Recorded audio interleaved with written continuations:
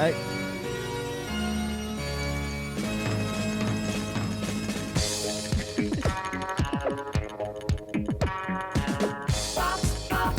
music. Pop music. We're back, John. Back and hotter than Hades outside. It is hot outside. It's brutal, and you're hot just thinking about what we're going to talk about today. I'm, can you see the steam. steam coming out of my ears? I know. So we are Eat, Talk, Repeat. We are the unpaid Vegas's proper food show. Incorruptible we are. Yes, you can't buy our favorite. Except with a T-shirt that says Old give Manny's me a Tacos. T-shirt. Look, I've already vouched for Old Manny's enough, but I will wear your T-shirt on the show if you give me one. Yeah. And I'm Ash Watkins, the Hamburguesa Principesa of Las Vegas. I am an amateur foodie in my own and food critic in my own mind. I just love food. I love this town and all things hospitality, service. And unlike the voters at the James Beard Foundation, you admit you don't know what you're talking about. Yeah, 100%. Okay. I don't know anything other than what I do know. And you are? I'm John Curtis, the culinary curmudgeon, the grumpy gastronome, the contumacious connoisseur. At your service. Ooh, and you can find me at Eating Las Vegas on Twitter, and at John Curtis on Instagram, and at Eating LV, my website, which still has the Chinatown op. If you want to, and I reposted that this week because I spent a long time on it. Mm-hmm. But if you it answers any and all Chinatown questions about Las Vegas. It's a complete survey of like all 240 restaurants and lots of recommendations for every single Pacific Rim cuisine represented in our Chinatown. You do a great job, John. So go check it out. And if you have Chinatown questions, send them his way, not mine. I just follow his coattails. And follow, subscribe to this show, comment, email us at cheers@eattalkrepeat.com, and also go to the website eattalkrepeat.com and sign up for the Amuse-Bouche. The Amuse-Bouche. Which producer Sammy does very well. She's great. We've got a team here with Sammy and James of The Office. They put together some great content. Drops weekly Wednesday mornings. Sip it with your coffee and your croissant. And then, that's it. Let's get into it. I'm going to run through the restaurants that we're going to talk about later where we've been and what our thoughts are, and then we're going to get to the meat of this episode. So you've got Ai Pazzi, KROK, PublicUs. We both have Lotus of Siam. I have Cipriani, Javier's, and Diamond Spur Provisions and Meats. Or is it spelled here? Provisions. Look, I write this thing so quickly. You so you can't pay attention.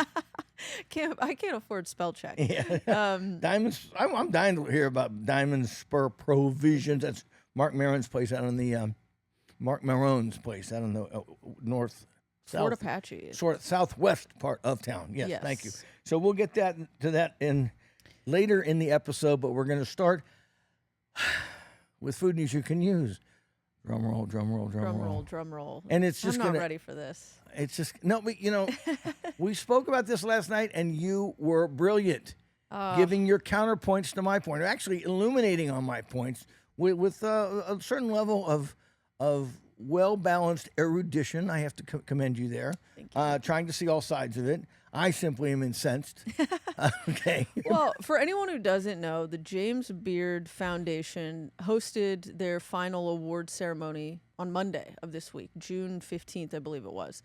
And Vegas got its first award in 15 years. Best Chef Southwest was recently awarded to Chef Sarah Thompson of Casa Playa inside the Wynn Hotel and Casino. The last time Vegas received a James Beard Award was when Saipan Chudama of Lotus of Siam won it back in, was it 2011? 2011. Well, she won. It was a co-winner that year, actually. Claude Latoic of Ajoa Robuchon in the MGM won it with her. We had two winners that year in 2011. I was on the voting panel back then, and so I was, I wasn't responsible for it, but Earlier that year, I had brought the entire James Beard board of directors came to town, and I gave was a personal tour of all of them, of our best restaurants. I took them on a tour of Chinatown. This was, I think, in late 2010. And sure enough, 6 months later, Claude and Shai Pin both won co-winners of Best Chef Southwest, and never were there two more deserving recipients, unlike this week. Yeah, so it's hot. It's a subject that the internet has been all over, And by from internet, both sides. Yeah, well, maybe, okay, I'm biased. And I'll give my rant in a minute. Okay. But from where I'm sitting, and maybe people just agreeing with me, but I think it's running about 10 to 1, like, what the hell are they thinking, okay? Because, and a lot of chefs and PR people and people in the media and foodies, They're in the DMs. yeah, I get the DMs on. They don't want to go public. In fact, I went to lunch with somebody today, and he said, John, I appreciate you doing that, but why do you want to start that? You know, why do you want to bring all that controversy? I said, do you know me? I mean, come on. I mean, someone's got to stand up for standards in this town. And when the Win bought and pay buys a James Beard Award for Allegedly, arguably, that's what everyone's. it's as plain as the nose on Okay, your well face. let's start about it. What do you? I have some quotes from what people are saying. I can throw those down, or do you want to go into your position first, counselor? I'll let you kind of give the more even-handed approach before I lose my shit over this. Well, let me pull some of the quotes that people are saying on your Facebook. One, this award should be celebrated to the winner of the city regardless. I see complaints every year our city has been skipped. When somebody wins and people throw shade, not cool. One person said, I just wonder how much Win paid for it. All these great chefs in Vegas overlooked for years, and that's who wins a Beard Award. It's really sad. Happy for her, happy for Vegas, but it's sad that the award just doesn't seem to carry the same respect that it once had. Not funny at all to me, as I see very hardworking and talented chefs get nominated, then lose the award to basically a hotel. Recently, I dined there and it was excellent. Not denying politics and win factor, but she is doing a great job with that food program. Can it be a bigger joke than more than one professionally written exposés by ex-voters calling their shit in the last 10 years? The James Beard Foundation Awards exist to make money. Win Las Vegas hosted 3 events to make them money. This was a reward, not an award. Couldn't agree more. Hosted 3 events, and then one said, especially one from a hotel who did 2 different fundraisers for JBF. Yeah, people saw through this really quickly, and the ardent foodies, the real foodies, the local gastronomes. I mean, they saw through the veil of the meretricious veil of this right away. And the 2, so I looked it up. The 2 events that are being referenced. One was Friends of James Beard benefit dinner at Casa Playa, September 2023, and Sarah Thompson did lead the event. Then there was a platform dinner, Women of Win, and it was hosted in New York at the James Beard Foundation's venue, and it was a taste of coastal Mexican, also featuring Sarah. Taste of coastal Mexican in New York from a Las Vegas restaurant At the James Beard Foundation venue. Another person said, we've complained for how many years now that Vegas wasn't winning awards, and then we finally get one, and this is it. It's just an absolute gut punch because we are so much more than the Strip or any hotel-owned restaurant. That was me. Brilliant. Brilliant. So I've got a lot of thoughts on it all over the place. I'm a little more measured. But the first things first is when we were talking about it last night, we started with what are the James Beard Awards about? And what did you find in about 1 minute? So I'm in a room filled with boomers, and I'm like, you know what? F it. I'm gonna. You said that word "boomers" derogatorily, didn't you? Yes, it's finally my turn to throw the insult. Okay. So I get out my phone, I look up I go on their website, and first and foremost, you go to About Us and Our Approach, and this is what you read right at the top under the big headline: Our Approach. The James Beard Foundation is committed to a vibrant, equitable, and sustainable independent restaurant industry where all have the opportunity to thrive. To achieve our vision, we live and breathe our brand promises every day. 1, we are champions of the independent restaurant industry in America. So right out of the bat, they went against their own mission statement. And it says, we recognize the unique value and power of the independent restaurant community, and we devote our energy, resource, and focus to promoting, protecting, and enhancing that value, cultural, societal, and economic. Doesn't that sound great on the page? Mm-hmm. And then in reality, absolute hypocritical bullshit that they ignored it. But yeah.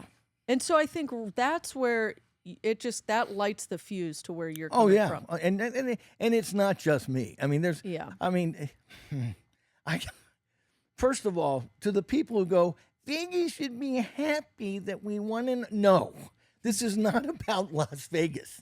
This is about the Wynn buying and paying for an award. The only thing that this does is benefit the Wynn Hotel and its public relations team, because they're now going to trumpet this all over the world as if they have some sort of game-changing, groundbreaking chef who's a replacement corporate chef in a replacement Mexican restaurant serving coastal Mexican food like fried calamari and queso fundido, and Wagyu tacos. And so don't tell me this is benefiting Vegas. It has nothing to do with Vegas. In the past, there have been James Beard Awards awarded to restaurants on the past, which did benefit Las Vegas. 2011, Claude Letoic, Joel Robuchon. When Robuchon came to Las Vegas, the Gourmet Magazine editor Ruth Reichel wrote a long article saying that Joel Robuchon coming to America in 2005 was the biggest thing to happen to American gastronomy in 20 years. It was a game-changing restaurant, and so was he. Had Joel Robuchon been anything but, the ne plus ultra of French cuisine brought here and fallen on its face, it would have been a black eye not just for Las Vegas, but for restaurants in America. And arguably, that restaurant plowed the ground for L'Atelier Crenn in San Francisco, for Daniel Boulud to go to new heights, although he was probably already there. But it set a standard of cuisine which has raised all boats, over the succeeding decades. Yeah. Even when Bradley Ogden won one, when he brought this murderer's row of young chefs to Caesar's Palace in 2004, it was a restaurant that the whole gastronomic world went, whoa, you've got to go to Bradley Ogden and Caesar's Palace. This is 2003, 2004. The first thing I ask all these people to go, this is good for Las Vegas. Have you been? No, you haven't been. Yeah, is coastal Mexican cuisine changing any games? Is it breaking any ground? No. There's most people haven't even been. I haven't. I have been. It's gussied up Mexican food at insane prices. This isn't about the food of the restaurant. It's just about a public relations gambit that paid off for them. And to win these awards, you used to have to do something that was truly iconic in some way. You had to make a mark or have a restaurant or a chef who's making a mark. Could be a small mark. It could be what James Trees is doing or Brian Howard is doing or hundreds of chefs around the country. Not a corporate chef in a big Vegas casino hotel with a giant funded restaurant. This is so antithetical to what the James Beard Awards used to stand for that it's laughable. And as I was walking here today, I'm kind of hoarse because walked here under 108 degree heat. We'll get you water in the break. I was listening to my friend Melinda Shekels and Andrew Corrali. Love them both. Andrew, on CityCast? On CityCast. Yeah. And Andrew was my he was my editor for years, and I've worked with Melinda. I love them both. But they just went out of their way to talk about how nice this was for Las Vegas. And they both just are dead wrong. They're she worked so hard. She has such a pedigree. These awards are not about that. These awards, if they're going to stand for something, they stand for excellence in chefs who really make a difference in a community. And there's not anybody with a straight face that can tell me that this woman has made a difference with this restaurant in this community. All she's done is raise the Wynn's profile. They pushed her out there. They bought her an award. And now we're going to have to live with this bullshit now for the next year or two, where they go, well, James Beard Award-winning chef. Bullshit. Ooh. End of rant. End of rant. Look, I am would you? parched. Do we have? I'm going to ask producer Sammy to get me a water. We've got some water over there. Would you have preferred? So, I know my answer. would you have preferred that Vegas win no award Yeah. than this one? I would prefer that Oscar Amador Ito win an award, or Brian Yes. Howard win an award, Or Steve Kessler. Yep, win an or award, DJ Flores. or DJ Flores, or Nicole Brisson, or Yes. James Treese. Yep. You know, and I put this on Twitter. I mean, there are dozens, and somebody said, well, why aren't you happier for Las Vegas? Because I can name 20 chefs that deserve it, and the one that didn't, but who has a giant money machine behind her, is the one that does. And to me, it's just laughable. It just is. Yeah, I think I mean, that's what I wrote to a friend I was DMing about this. I said my preference would have been 0 chefs or 0 Vegas spots winning over this being the one award we won. And I specifically said it felt like a gut punch to the chefs off the strip trying to make it independently and doing creative things day in and day out. Yeah. Why bother? I mean, this whole award has the Wynn's PR fingerprints all over it. And okay, it does. And I do feel really badly for this chef, Sarah Thompson. I don't know how culpable, how involved she was in all of this, or if she was just kind of the pawn in the big Wynn machine. And if Probably she was, that. Yeah. and if she's just a pawn in the machine, I do feel in some respects bad for her because this Wynn is tainted. And that's when last night we got into the whole discussion about the analogy of the Supreme Court justice being nominated by a president for all these various DEI reasons, but not necessarily being the best. And it's still, they've worked their whole life to be a great attorney, jurist, et cetera, to be given this opportunity and then ultimately be selected. But to have all of this political BS over it is that's really shitty. But I call BS on that too. I mean, just because at least a Supreme Court nominee, let's assume they have a degree of gravitas, professional gravitas, that merits them being. I mean, this lady's probably a perfectly nice lady. She sat on a court of appeals. I mean, Yeah. Okay. But, Yeah. I think Yeah. my analogy was better. But What's yours? We can argue now, What's battling analogies. Mine was just like, some actress, some mediocre actress gets cast in a movie with a huge public relation push behind it, and she gets nominated and wins an Oscar over Meryl Streep, let's say. And she just goes, thank you, you love me, you really love, when, you're really not the best actress, you're just there because you had the right studio pushing you forward, and don't deceive yourself into thinking that you somehow deserve this. But because we're assuming she's thinking that. That's where we lost you on the analogy. I'm just arguing analogies. I'm not trying to crawl into somebody else's head. Well, yeah, you're saying that this actress who won the award is so great. Yeah. I mean, she has to go up there and accept it. She has to be like, this will follow her for the rest of her career, the chef, and it's always going to be something that goes, oh yeah, that one. Yeah. Where all of your peers, arguably, if her peers are local chefs, are kind of sitting there going, really? Yeah. This is the one? Yeah, you won. Hey, good for you. Really? Really. How big was that advertising campaign behind you? How many fundraisers did you do? Gee, are you really, the best chef for this, for cooking Mexican food in a giant hotel? I'm sorry. The people who want to defend this, first thing I ask them is, have you been there? Most people say no. And I go, and the people that have been there, some of whom I really respect, including myself. It's a perfectly fine restaurant. There's nothing special about it. There's absolutely nothing special about it. And don't tell me she nixtamalizes her corn. She brings in, DJ Flores is doing that. Yeah. People do that all over the country. She brings in local ingredients. Oh, come on.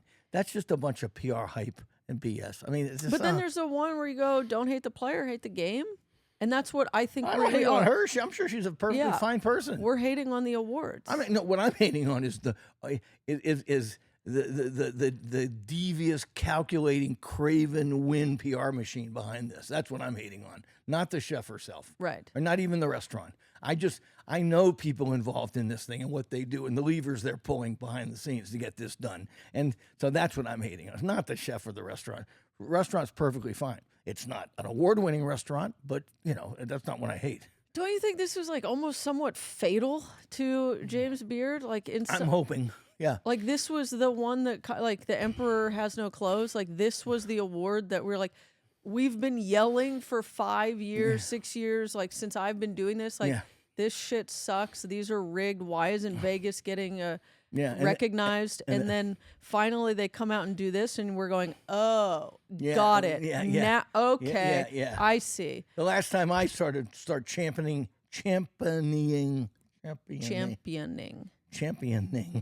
anyone for this, because it's just a frickin' waste of time and money.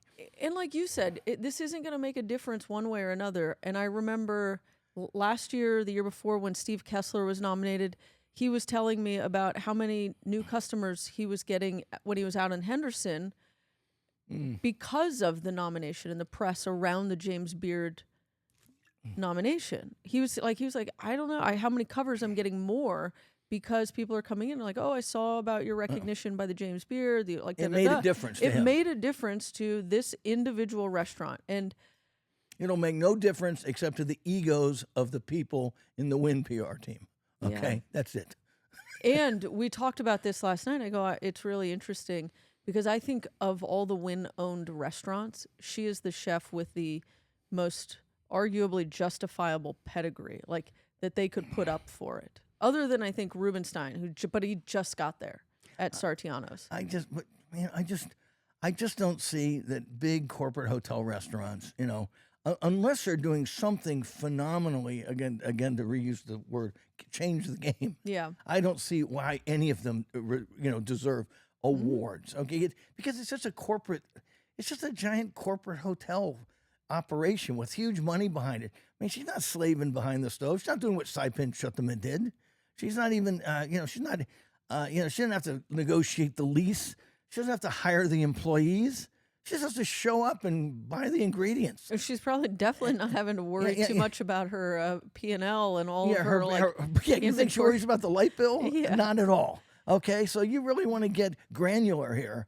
The kind of, and up until, let's say, the COVID and when they went totally woke with all these James Beard Awards in the last 5 years, up until then, it was about the chef who lived above the store. That was always back when I was voting on them and everything.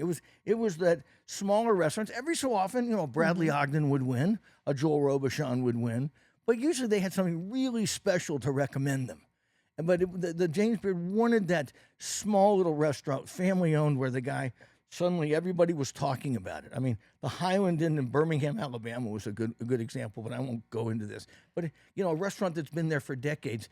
Beautiful food, very well known, and basically set a standard for the cuisine, for a 200-mile radius.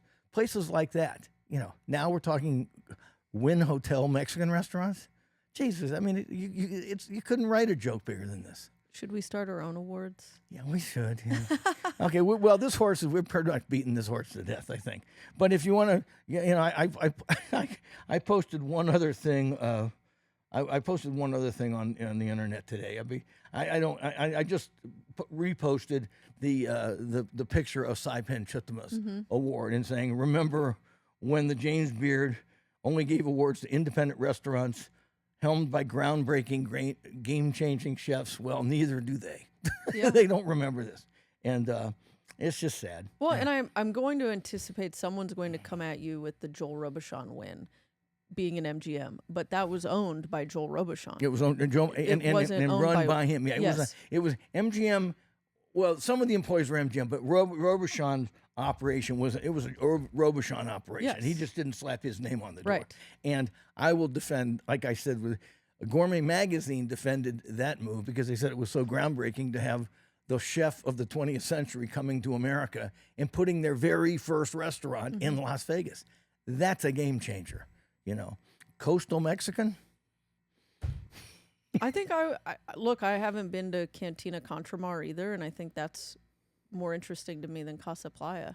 Well, I would go back I've been to both, and I liked Cantina Contramar much better. I thought Casa Playa just seemed kind of like a gussied up, it's like they're trying to do, squash blossom quesadilla. You could tell they're trying to do certain things. They dress up the plates. It's perfectly fine, just not special. That's all. Womp, womp, womp. Okay, we'll maybe leave it next there. year. Maybe next year. No, maybe finally people will wise up and see what I've been saying for like at least 5 years now, that these awards have all jumped the shark and they're not worth it. They're not worth your time or your emotional investment. Certainly not your money. I know. We all got so excited when we saw who was nominated this year. We were so excited for the Tombas, the Brian Howards, the who else went? There was one other, I think, from Vegas. Well, Tomba and Brian Howard. Yeah, that's it. Uh, I feel like I guess Sarah Thompson. But yeah, I was so excited for them, and I got all emotional and invested, and then I thought, Tomba, to me, there's a good example of kind of a groundbreaking restaurant right there. I mean, good gosh, they throw an Indian restaurant in a mall and single-handedly revive a whole country's food in Las Vegas, which had been very much dead. And then suddenly Jim Connor wants to come here. Yeah, and everybody, so well, anyway. Okay, here's to the next year, James Beard. You can do it. You can make it right. No, they won't. You can make it right. It's run by a bunch of politically correct imbeciles. And we're now. not even going to get into the DEI of a white woman making Mexican food. Yeah, somebody, no, we're not doing it. We're not doing it. Somebody said that. Well, somebody on one of my DMs said, "Well, I guess the cultural appropriation thing is dead, huh?" We're not going to get into it. Yeah, I'm not going to go but there. But yes, all right, we will be back. We've got a lot to get into as far as restaurants. We've got some fun other segments too. You've got Trick the Chick, and I don't think I've had enough caffeine to not be tricked. Yeah. And then we've got Rich Man, Poor Man. Rich Man, Poor Man. Thanks to fun. Adam Carolla. So we'll be back. Okay. Welcome to Sam & Ash, the new standard for personal injury law, because you deserve a team that delivers real support and results. When you have both, your whole world can change. Sam & Ash Injury Law, because you deserve what's right. Hi, this is Penny Chutima at Lotus of Siam, and you guys are now listening to Eat, Talk, Repeat.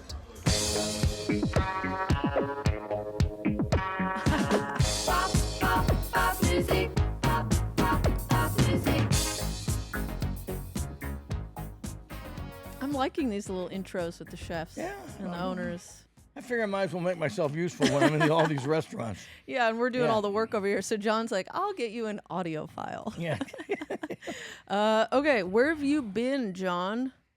Well, basically, Lotus of Siam, with you, avec toi, as they would say. The Sahara Commercial Center location. The new old, I call it the new old one. Okay, Yes. the new old one. Ai Pazzi and the resort at Summerlin, not the Suncoast Casino. Okay. And KROK, Cipriani, of course, returned to Cipriani. That was me. Oh, you did that too. Yeah, yes. I did it too. We had fun. And just shout out to PublicUs. They've got two guys working there right now, Oscar and Jairo, who are two Mexicans bakers. These guys are. Isn't one Panagua? It's like his last name. I think is Oscar Paniagua. Yeah. His last name is Breadwater. It's so good. So he was born to be a baker. Yes. Okay. And they're turning out some cool stuff. You'll see us there early every Sunday morning because I can't wait to see what they do every Sunday. All right, Ai Pazzi. What happened? Well, I made a joke on Twitter. I said it was a dramatic dinner was a dramatic affair. The food was a farce and the wine list a tragedy. Yeah. The wine list was tragic. I mean, it's just Expensive? No, not overpriced really, but it's like The big names? like 12 bottles on it, Oh. and the red, it's just like you could just tell it's a wine salesman's list. It's somebody. They just gave it to the distributor and then were they like, said, here. what do we want to put? Say, okay, here's your 15 wines. Okay, bye. No thought to it at all. I mean, this is supposedly some Top Chef winner guy, Fabio Vivani. He was nowhere to be seen the night I was there. It's just a mid-Italian restaurant. I'm not. It's. I don't want to bash it because I can't say we had a bad time there, but I mean, it was just such a cookie-cutter experience. They did one thing that was fun. The table-made caprese, they cut up fresh tomatoes. Then they finish a ball of mozzarella in warm water with the rennet. So they actually form the mozzarella, slice it. So it's still warm and it's just come together when they serve it.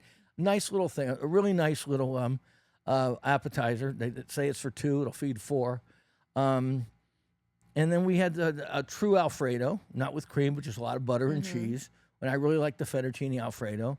But then, they had this zuppa de pesce, which was just kind of just like they poured tomato sauce on a bunch of fish. And there was, the seasonings weren't there. It wasn't really fishy or soupy. It was just kind of, you could have eaten this thing, close your eyes, and been in 1,000 different Italian restaurants. There was nothing special about it. You said not that bad, ... but not that good either. Yeah, that's what I said. And then this thing is agnolotti, which is an anvil of agnolotti, which was like a bunch of thick pastas, like the size of a baby's fist, stuffed with really dry ricotta and formed into this giant anvil brick. And it was, the pasta was as thick as my little finger. It was just awful. But you got truffles. Well, summer truffles, which actually had some truffleness to them, but it wasn't worth the tariff. And it was gummy and crude and I looked around and I went, it's just a generic Italian restaurant. Yeah. And it's probably just fine for 90% of the people that eat there. But, give me Manzu or Amari, Yep. or Esther's Kitchen any day. It's or Ferraro's, Yeah. where they're trying to do something a little special. This is pretending to do special stuff, but and the menu's really small, and they highlight their chicken parm as the big seller, and it's just not for me. Okay, so enough about. Okay, what about Ai Pazzi. KROK? KROK went there with my Chinatown boys, Okay, how was it? and right after, on the heels of, I had Thai for dinner and lunch. Oh, KROK, and we were the only people in the restaurant, 5 of us, 6 of us, and it slaps. no cap. It's this little place. It's where the Mian noodle place used to be on Spring Mountain Road, right across from the street from Shanghai Plaza. Just a door, probably seats about 40 people. And we walk in, we're empty. It's just our group.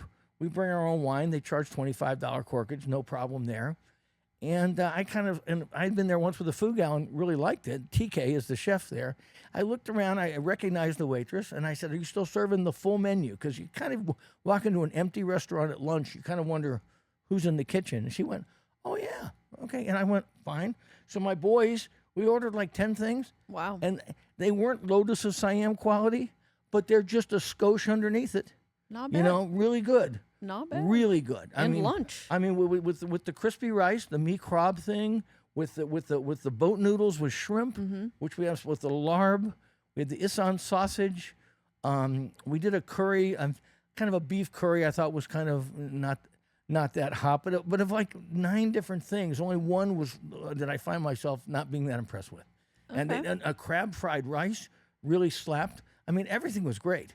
And my boys, who are very, very critical, every one of them was like, "This is pretty good." And one other little party came in mid-lunch, so it was almost empty restaurant. It's worth a try. You want a Thai restaurant on Spring Mountain Road, which has kind of a paucity of time. You have Lamai and you have Japata, but they're kind of just But they're not open for lunch. And this is it. And this so KROK, KROK. All right. Give it a shot.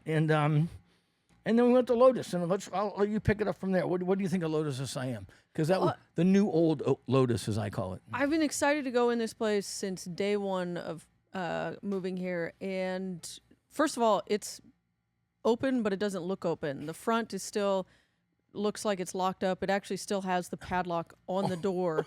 You open the door, but it still has the big padlock. The only way you know there's life is by the cars that are parked outside. You walk in, it's beautiful, white, fresh wood. Everything is clean, crisp. It looks brand new and open, and then, but it's very much still not done. It looks like it's about 85% ready to open. Yes. But they're serving food there. They're serving food, so you can go in, and they've got tables set, and they're getting the kinks out on service and everything like that. And but it's beautiful, and I would have to say this was probably my favorite. I think the food, not my favorite experience at Lotus of Siam, because I have some great ones of those just for whatever reason. That's on Flamingo. On Flamingo. Right. I've never done the Red Rock one. Don't bother. Yeah, I won't, because it's not the real one. And this was just really great. The food was really, really incredible. I didn't find the only thing that I didn't like was the the beef jerky that we had because Yeah. it was so chewy, but the flavor was so good I couldn't stop. Yeah. What did you say? I'll still be working on this next week. Next year, I said, yeah. find me this time next year. I'll still be here chewing. It was really good, and my favorite dish was the fish, the white fish we had. Oh yeah, That yeah, was- yeah. At the end, blew me away. and I like what they call koi soy, which is their it's the classic dish. And what we had last night was a lot of the classic old Lotus of Siam recipes that made it famous, 25 years ago. And the koi soy is basically their beef tartare dusted with Thai chilies. And I thought it just reminded me. I took one bite and I went straight back to eating there 20 years ago. So it was exactly the same thing. The curries are fantastic. Trying to remember everything they didn't have the Isan sausage. I'm trying to. We got the crispy. We had a Penang. Oh, you got the receipt. I brought Look the at someone receipt. came prepared. Yeah, and I'm sitting here scouring did my brain, and I've got I have it right in front of Crispy me. duck cow soy. Yeah, you didn't like the dad dough, which is basically the beef jerky. I one. liked it. I just don't. It was too chewy. Yeah. The nam khao tad is the crispy rice. It was so which good. is believe me, it's exactly what you loved 10 years ago at Lotus of Siam. The cow soy is the crispy duck noodles, which everybody went nuts for. The penny ceviche was basically raw shrimp tossed in a diced, lime dressing, which was really good. really, really nice. Chilean sea bass and ginger sauce. We had a Penang curry and a green curry. I wasn't really keen on the curries at that point, but I think I was just getting full. I was just full. And then, of course, they do a mango sticky rice that is incredible. And KROK does a great mango sticky rice too. So that really, I think mango sticky rice is the best Asian dessert ever invented. I do, because Asians aren't big on sweets, but somehow the Thais get it right. I like green tea ice cream wherever I can get that. It's just so good. That's a matcha. Oh God, I don't know if it's There's matcha, no hope for but you. it's good. And then we had a lotus yum salad, and I just thought, That sea bass was everything. The only thing I didn't like, they don't have their wine. Fair warning, it looks closed, but it's very nice inside. The service, as Ash says, is still a work in progress. And when you ask for the wine list, they give you kind of the elite. It's their historic. It's all the wines they have on property, Right. which have been sitting there for a while. And they're very expensive. Yeah. They're still working on their wine list. They're actual accessible wine lists with wines under $200. You kind of have to ask for. Yes. And I'm not sure that they've got their act together there yet. So just order by the glass or bring your own. they're they're $30 charge. So but yeah, very good. they're happy to let you bring your own wine there. Yeah. And okay, so where did I go? I had a hockey game to go to. Needed to find somewhere open. I'm sorry. Before 5. I went over to Aria into Javier's, and all I will say is I was shocked. It's corporate. I'm used to it from Newport Beach, but they were just really accommodating. It was 2 of us of our party of 4. They let us sit down. They tried to give us a table. I asked for a booth. They accommodated. They didn't make me wait for the whole party. It was just really helpful, really nice, seamless, and everything was good. I mean, nothing was incredible, stand out, but I'd go back. Cipriani, they saved my bacon at the end of 2 sad VGK losses. So thank you to my Cipriani guys for drowning my sorrows in scropinos and Diavolo pizzas. And then Lotus of Siam. But the big win for me was trekking out to Diamond Spur Provisions and Meats. I think it's Scorpinos. It's with a G. Authentically. What's a G? Yeah. I mean, I think you can Americanize it with a S. Look it up. Look it up. Diamond Spur Provisions and Meats is out in the very southwest edge of nowhere.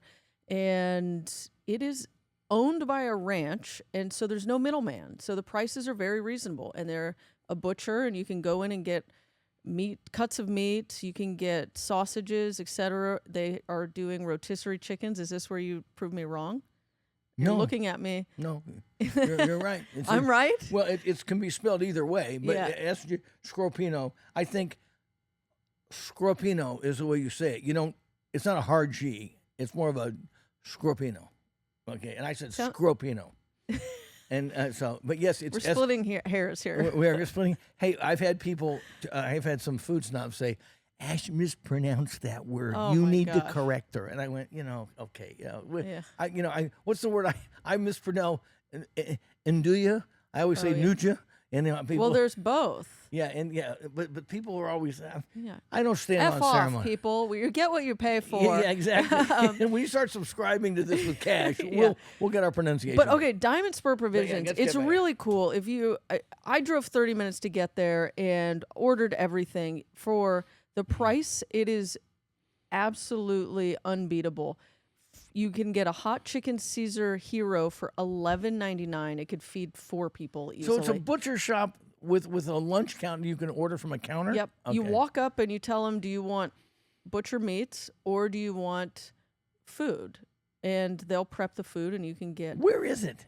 Oh my gosh. Look it up while I talk about it. Again, all natural rotisserie chickens, $14.99. Beef tallow fries or beef tallow chips, $4.99. This was the star. The half rotisserie chicken over frites, $11.99.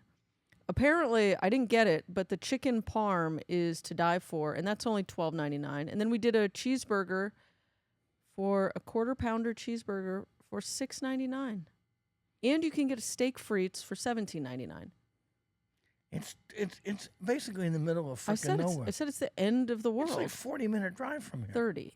35. Look at this. It's 30.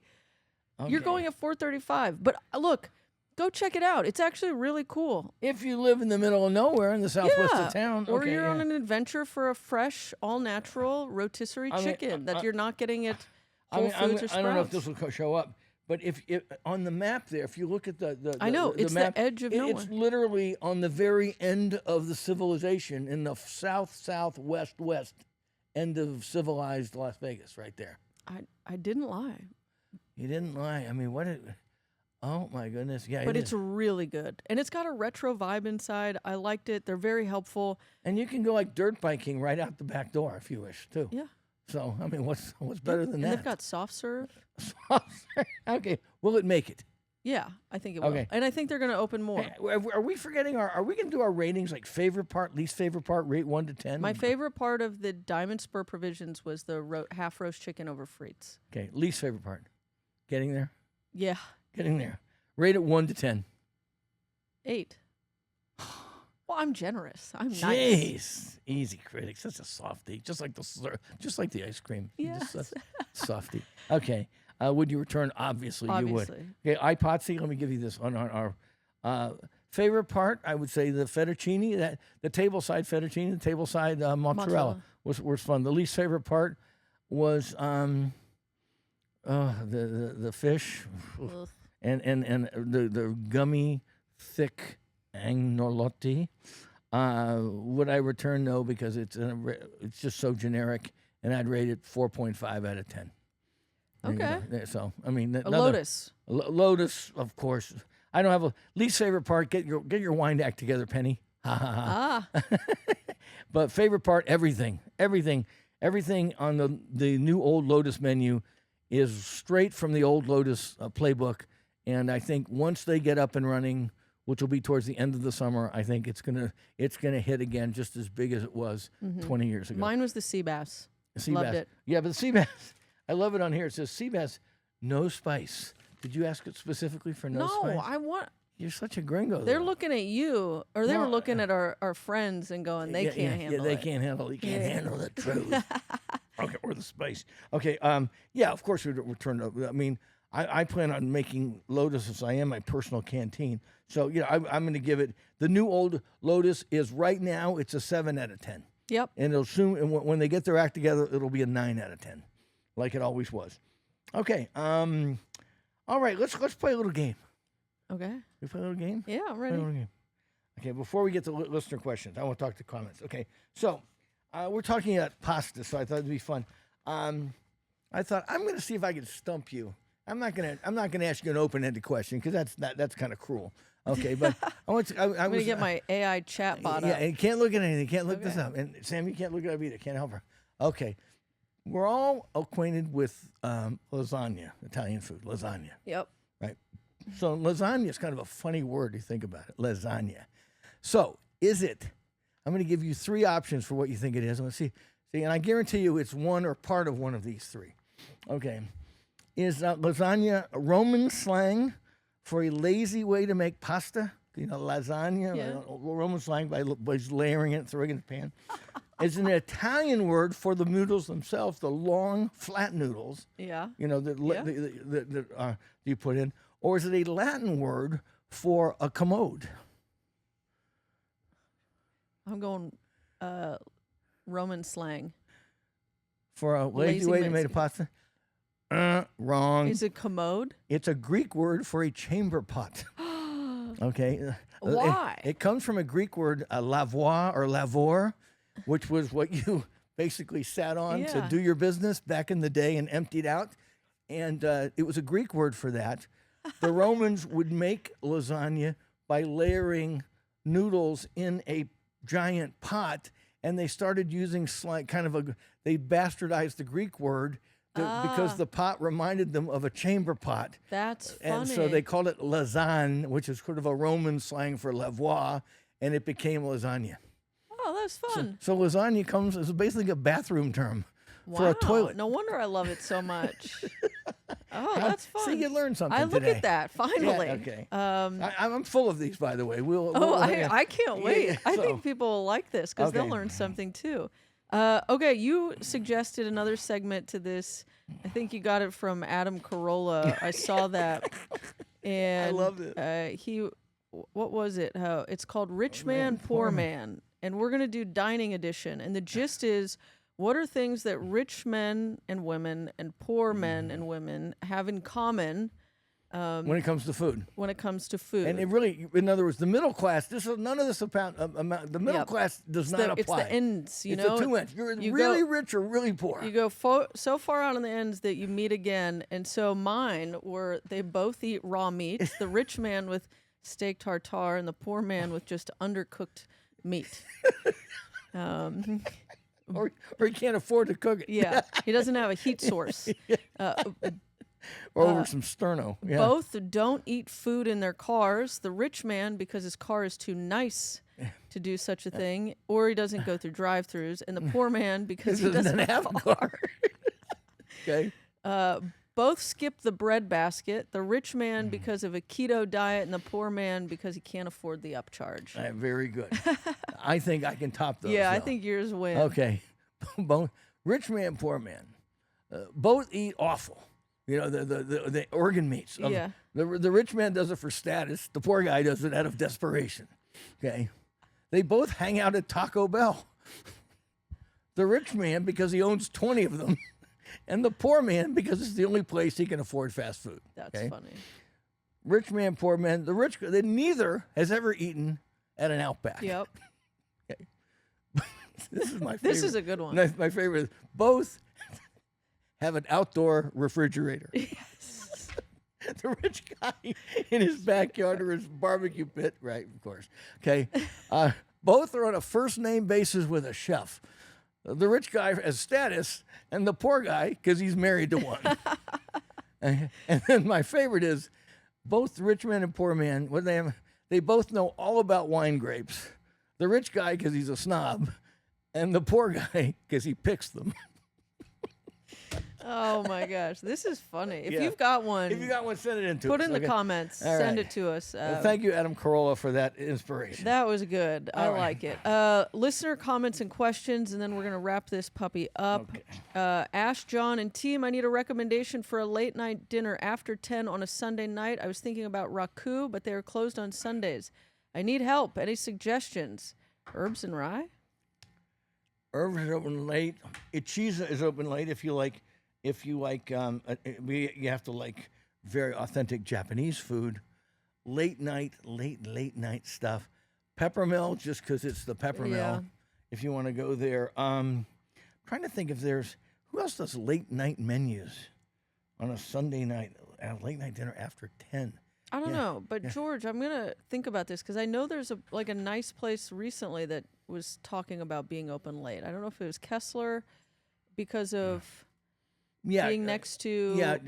Steve Kessler's the new place, the Aroma on Spring Mountain. I don't know if they're doing it yet, but yeah. So let me think on it. We'll email you back. Chinatown probably has more than a few. Okay, Yes. because they get some of these places are big with the youthful Asian crowd that kind of comes out way after dark. Okay, well, Ash, you've done it again. A couple weeks ago, you gave the ETR audience your impression of Joel Robuchon. Your timing was good as my wife's birthday was coming up. Last evening, we celebrated her day of birth at Joel Robuchon. Everything couldn't have been more attentive and gracious. Our server, Paul, was fantastic. Thomas, our sommelier, was a delight. What a difference compared to our experience years ago at French Laundry. Bingo. Yeah, French Laundry is cold. Yeah. I mean, I've only eaten there once a long time ago, but they were way too impressed with themselves at French Laundry.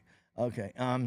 Many of the excellent wine offerings in Joel Robuchon are simply beyond our means, so you got them by the glass. So I ordered a more modest bottle to complement our meal, and then he asked if he could bring his own bottle from his own collection, and he encouraged him to do it. Corkage fee at the restaurant would be well worth the $50 charge. Compare that to French Laundry, when he brought a rare bottle from a limited production, and they were snubbed by Keller's sommelier. Yeah. But basically, in a nutshell, David K., I'm glad my Robuchon review came through, even though I felt like I let the listeners down because I didn't have a copy of the menu. I barely remembered everything I ate. But 10 out of 10 recommend it. It is probably up there as one of my favorite celebratory spots right now. And David K. does make a great point about the corkage and things. Yeah. Because in nice restaurants, and you bring a bottle, the better restaurants with really good service, they know it's a special bottle. They go out of their way. They treat it just like one of their own.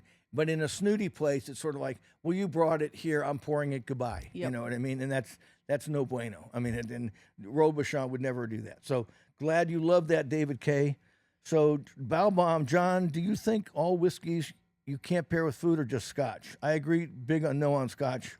No, Mr. Balbom, I have been to many, many whiskey dinners where they're trying to. Whiskey is something you drink at the end of a meal or beginning or on its own. This idea of something that high alcohol to try to pair it with food to me is just completely antithetical to the idea of liquids with food. I called it. Yeah. I called it. I was like, I think the only alcohol you like with food is wine. And wine that's meant to be paired with it. You know, I mean, you're on the Amalfi Coast. You know, you drink an Amalfi white wine. If you're, I mean, that's what you do. It's been that way for hundreds and hundreds of years. And the fact that whiskey sellers are now trying to move more whiskey by getting you to drink whiskey concoctions with steak, I just think it's a lost cause. It's never going to work unless you're a different man than I, Gunga Din. Okay.